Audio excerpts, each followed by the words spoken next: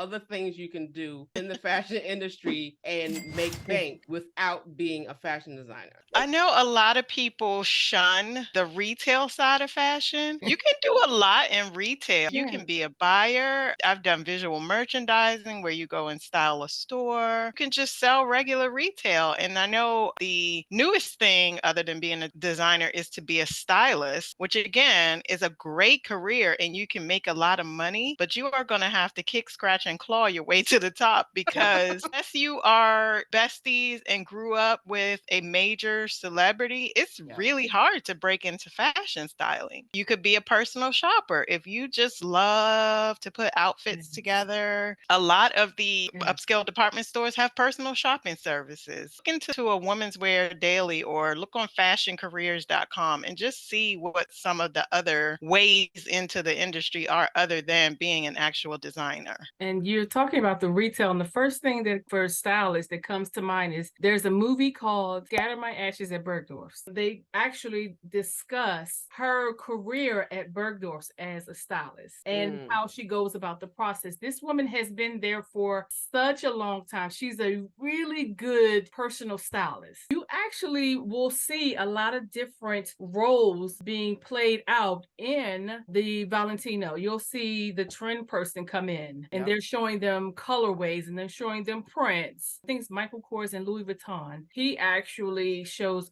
their workshop and you can see how everyone in their works roles and how they play a part in fashion. Then there's product development. You don't necessarily have to design, Right. but you are involved in the process of developing the garment. So Mhm. product development basically takes it from the designer Mhm. and moves it through to the production. Yes. And Yeah. when the lab dips come on, and what is a Yes. lab dip is basically if I have like a custom color that I want, Mhm. like I chose a Pantone color that I want, they send it over to the factory and it comes back, and the product development person Is it- matches the color to make sure Yes. that this works and the trims are Yes. right and everything's Yes. together. Then tech design, which Yes. Tish does, Yes. looks at the fit of the garment Yes. and puts it on the form or puts it on the model and makes sure everything works. And and then it goes back to the factory. Just as this one product, everybody's touching it. The designer comes up with the concept, Mhm. but there's a whole bunch of people that makes it happen. Product life cycle. Whole product has to go through a complete cycle, and then you start all over with another product for the next season. Mhm. Right. But You might do 2 or 3 products at a time. Well, you know what? If you're a small company, Okay. you start off doing it all. Yes.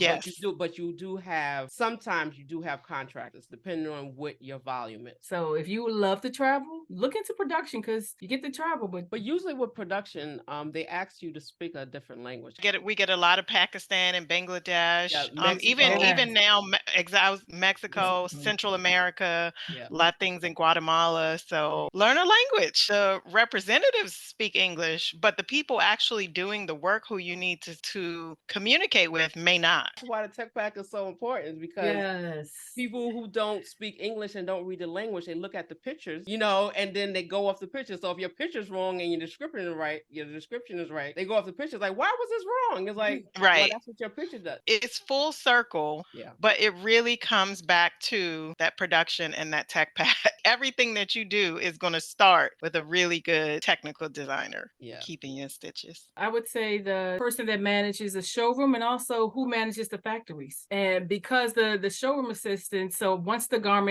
your sample garments are made, it's placed into a showroom. And then when the market weeks opens up, meaning the market week means that the merchandisers go around to different showrooms and they view your collections to decide what are they going to buy. Yeah. So you need someone who can tell a really good story to set your showroom up to tell your story of this entire collection, and then salespeople who are going to, sell your goods. And then there's actually brand rep Yes. that do the Yes. selling. Mhm. There's also people that production people that put on fashion shows. Yes. And then there's a whole slew of people that come after that. Yes. There's also photographers Advertisers. and there's photographers. So you don't have to be a designer, but you can be a fashion photographer. If you want to get even more technical, people that build websites for fashion design Yeah. companies. Social media, you need a publicist now for your branding. You need a Right. social media person. You need influencers. Especially in today's age, but I will definitely say Brand Love Lab, who I consult with daily. they are really great at helping companies to develop their brand, to Yeah. really put it out there of doing the research and going back and looking at the overall company and helping them to tweak their brand to really meet today's customer. Just Google something like careers in fashion. They have college classes. Everybody goes for fashion designers, but you can also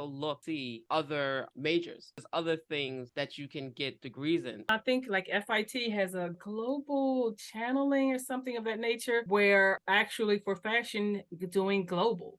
So it's not just domestic. So you know all about every industry, because just because the US does it one way, when you go to Europe, they do it a different way. And not That's even the issue. Europe. They're going to do it different in Italy than they do in London. Also sourcing in general. So you're Yes. sourcing fabric, you're sourcing trims, production houses Yes. in terms of who's going to Mhm. make your goods and stuff like Yes. that. Textile designers. Somebody has to design these prints. Yes. It's a huge, huge market. Yes. I would also say study fashion history. And also you can do costume design, costumes in what's the movie that we watched, the series that we watched, Naima, from HBO? The Gilded Age. So that's also one of the reasons why I love the costumes from the Gilded Age, but also from the first Hunger Games. I love the Yes. costumes. I think the biggest thing is to just find inspiration in everything. That's one thing for a designer to do, because that's Mhm. how you get ideas. Yeah. Like you take it, say, oh, I like the way she's wearing that, or I like the way Mhm. he's wearing that, and you Mhm. flip it with something else and you put it together. I love doing that. I love bags, so I always keep a little notebook. If I see someone with a bag in a shape that I like, I'll just kind of sketch the shape of their bag and just kind of make it your own. No, don't be a creep about it, but wear your sunglasses so people won't think you're a weirdo and staring at them. Any other careers in fashion that doesn't involve designing? Still the basic HR, IT, Yeah. because every company needs it. Yeah. Lawyers, they all need it.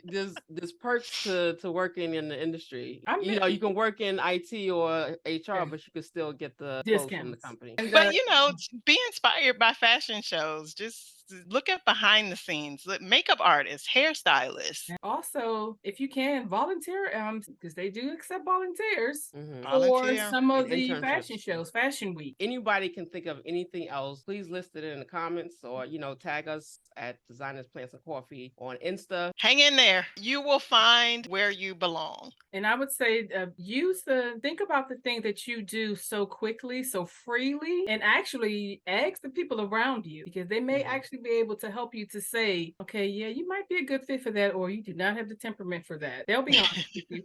But it's the thing that you do so frequently, it's so easy. It just flows out of you without you even realize that that's what you're doing. Like actually, you would do it for free for yourself, like, or for some of the family members. You would do it for free. So I'm Zahir from Cover Me Chic, Letitia from Keeping You in Stitches, and Naima from Fearless Thread. Good We shall see you night. Good next night. time. See y'all later. Bye.